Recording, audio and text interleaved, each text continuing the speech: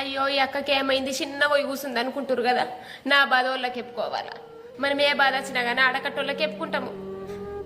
ఇక ఆడకట్టోళ్ళకే కళ్ళు మండినక్కడ ఇక మనం వాళ్ళకి చెప్పుకుంటాం. చెప్పుర్రి. ఇగో రోజు ఏ పాత చీర కట్టుకున్నా నడుతుంది. పండుగ నాడు కొత్త చీర కట్టుకుంటే మంచిగా. ఇక పండుగ నాడు కూడా పాత చీర కట్టుకున్నాను అనుకో మా ఇంటోళ్ళు తిడతారు. అవే గనిగానం చీరలు ఉంచుకొని ఈ పండుగ గొలగా పాత చీర కట్టుకున్నావు అని తిడతారు అని నేనేం చేసిన, రంగుల పండుగ నాడు కొత్త చీర కట్టుకున్నా.